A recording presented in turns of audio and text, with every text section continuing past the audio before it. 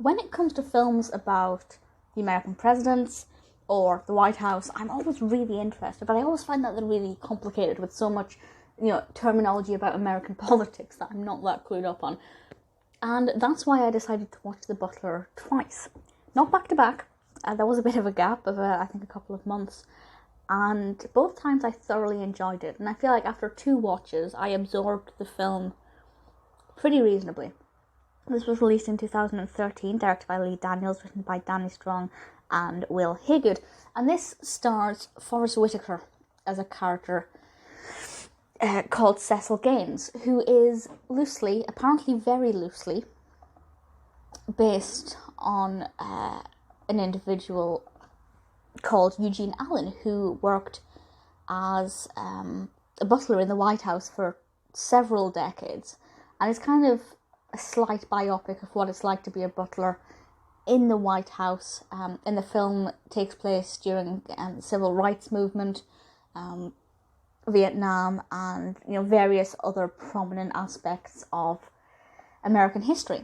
It's also worth pointing out that he is a black butler, so obviously a lot of attitudes towards domestic servants at the time are very prevalent and very prominent and very not perfect, shall we say that. I can sure you can imagine, but this individual actually served numerous presidents. So the film's got quite a good span to it, and Cecil Gaines as a character is so fascinating. Obviously, I'm aware he's loosely based on Eugene Allen, but I'm kind of assuming that the key plot aspects are very similar.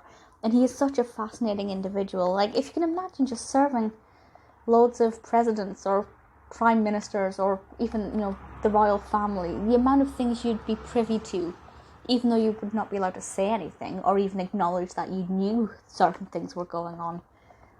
I imagine the experience would be pretty incredible and probably quite dark as well at some time. And this film obviously details this over the course of just over 2 hours, and we get a lot of information and a lot of things happen, and that's kind of why I watched it twice, because I really enjoyed it, but I felt like there were things that I missed.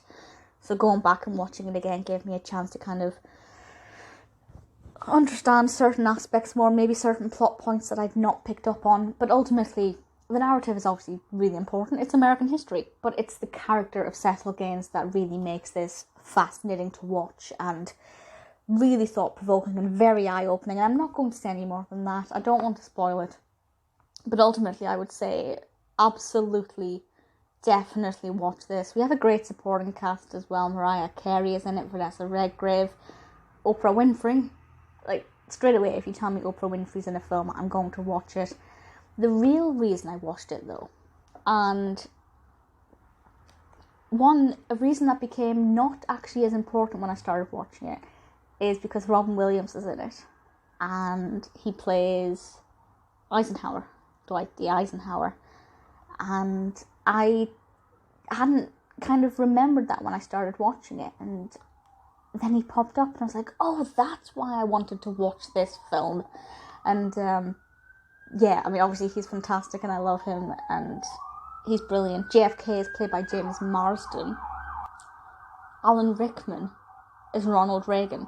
Like, this cast is ridiculous. It is fabulous. Ultimately, Forest Whitaker's performance is what drives this forward. It's a beautiful film for all of the right reasons. It will make you think. It is emotional when it needs to be. Very powerful. If you haven't seen it, check it out. I'd say it's a film that everybody will find some aspect of it to love. Certainly, there was a lot of it in it that appealed to me. The Butler is pretty incredible.